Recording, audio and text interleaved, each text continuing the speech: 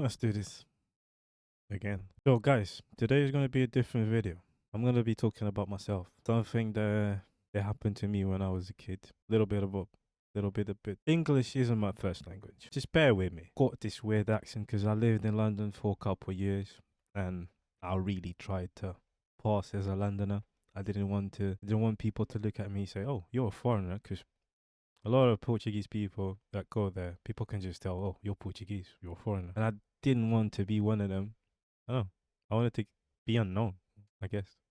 Not unknown, but didn't want to people to single me out. So that's why I got this weird accent. I don't know where I was going with this, but yeah, whatever. When I was younger, it was me and my mom because my dad left. He wasn't in the picture. She used to stay home, and then she started working, and I had to stay with someone. She used to leave me with a neighbor, and then he started to sexually assault me.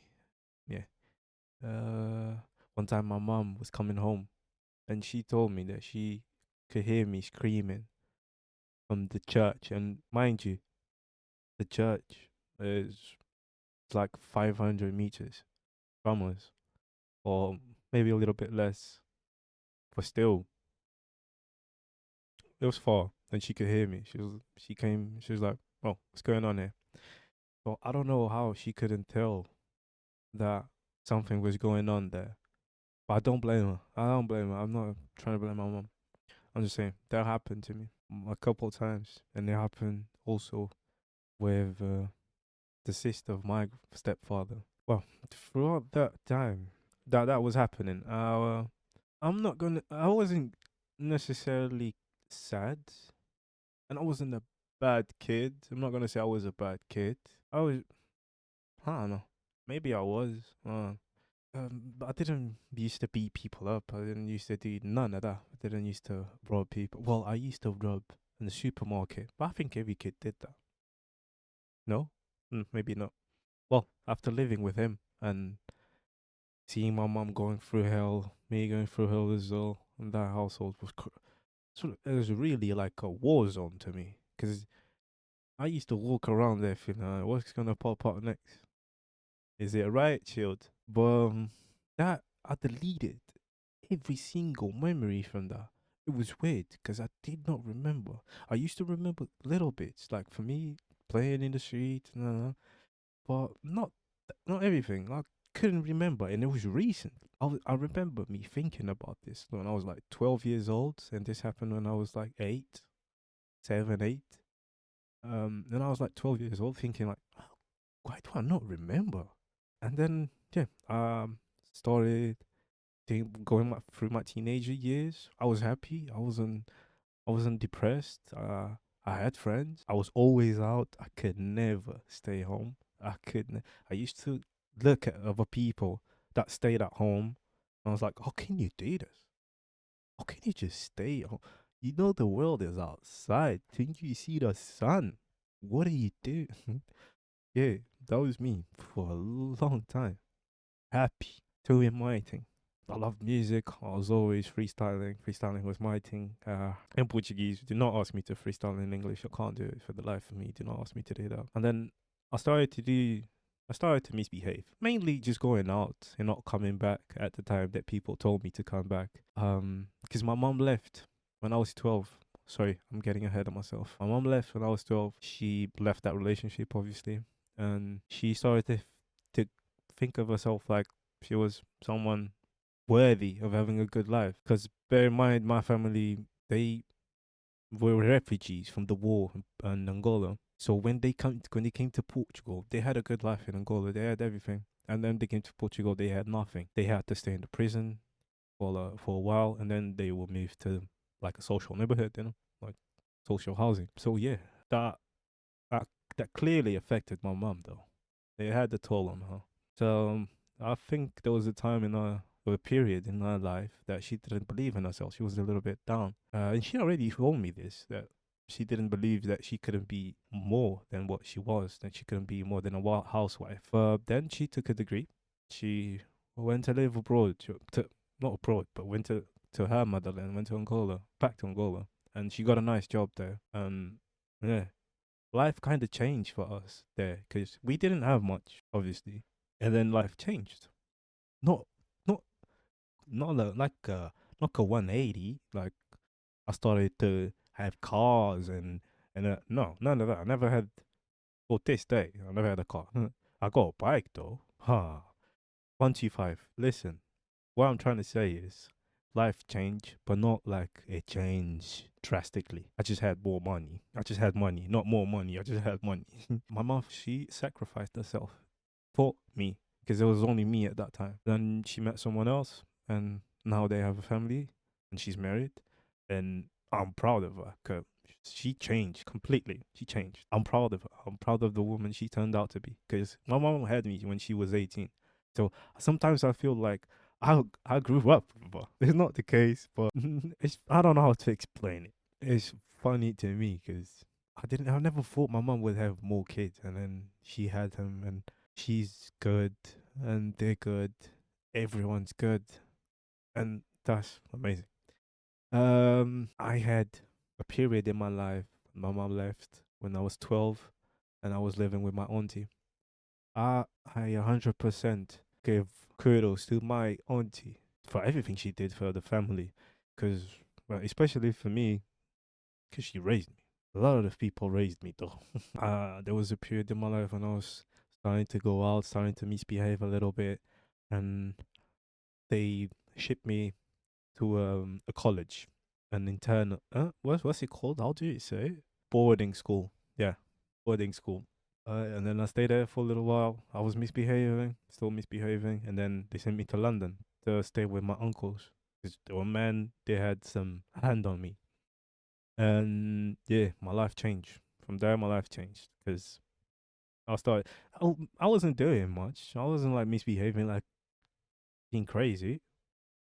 I was just going out and then not coming back maybe a day after.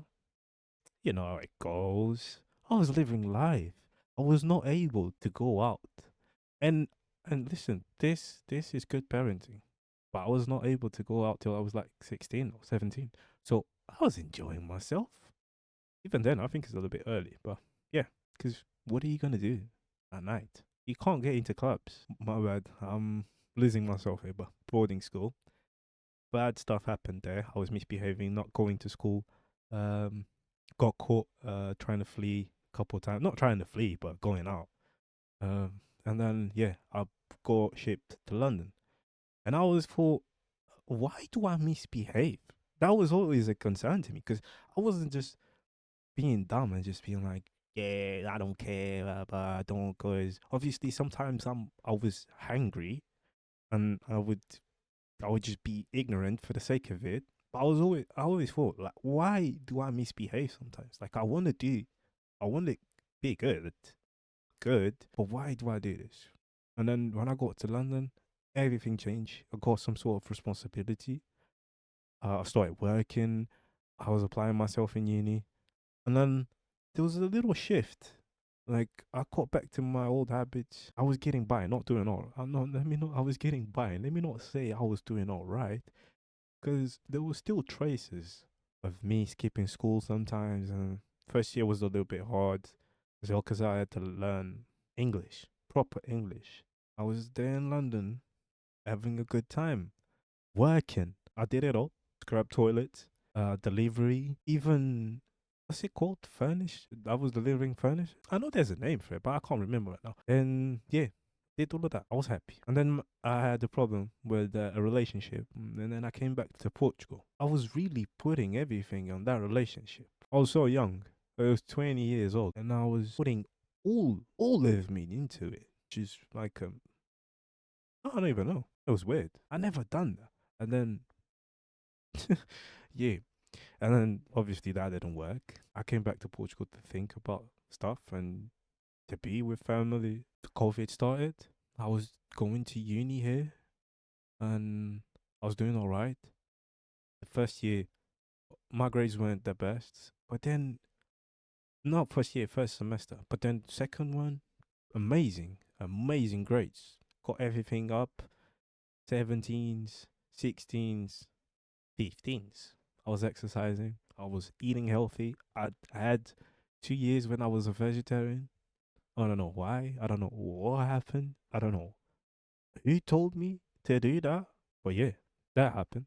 Maybe a year into COVID, I started to have these weird dreams. I would wake up and then I couldn't remember the dream, but I was crying. Not crying, bulging my eyes out, but had tears. I don't know. What am I dreaming about? Is that from sleeping? But I kind of knew it wasn't from sleeping because sometimes you shed some tears when you're sleeping, but it wasn't from that. I knew it. And then there was a day when I woke up and the dream was different. The dream was a little bit different. It was like I was the person. And then I remember people that were doing, like my neighbor, what he was doing, and whatever. And then I woke up crying. There was a shock. Like, nah, this is just a dream. It really didn't happen. But yeah, it did. It did happen. And when I realized what really happened to me, I started crying like crazy.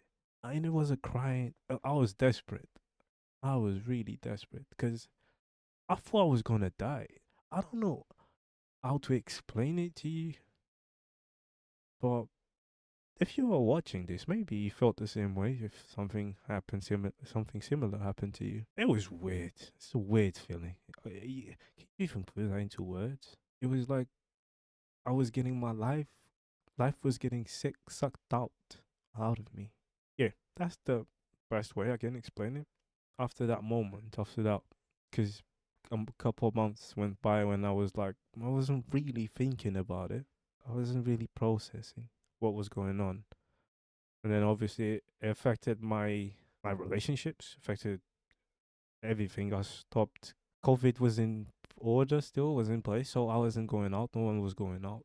So that part kind of contributed to me staying at home and thinking more about my life and about myself. A lot of people went through stuff that period, but and yeah, it also helped not me staying at home, me people not paying attention to why I was staying at home that much. And then I got myself a dog, and trust me, that dog saved my life because now I had the responsibility. I had to take care of her. I had to do stuff for her. So I had to go out every single day, walk her, and yeah. So she saved my life. I'm telling you. If you're a man and you're by yourself, get yourself a dog. Only if you're gonna take care of it though. Don't be a dickhead. I had now to build on top. I had to put that memory, I had to put that part of my life on top of what I already was and trying to reason with or understand where my personality was developed or my yeah, traces of my personality clashed with those memories.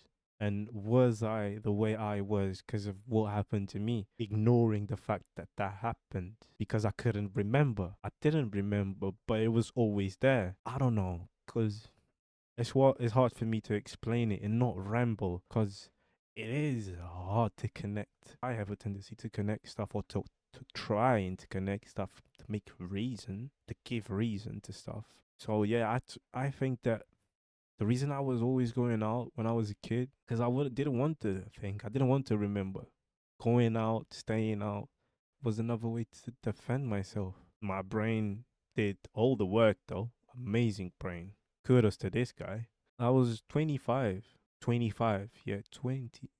Yeah, five or six. I think it was five when I remember what happened to me. So my frontal lobe was fully developed. I could handle it, and it was funny how God works as well. Cause now my mom can, she was helping me financially, obviously, cause I wasn't working anymore. I wasn't going out.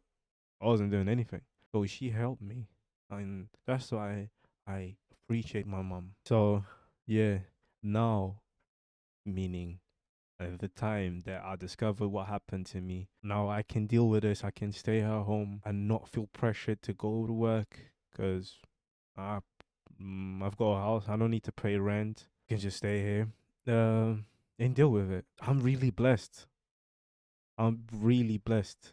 Really, really blessed when it comes to this. I live in my mom's attic now. I'm not saying I have a big house, no. But this was enough for me. This was enough for me to go through this.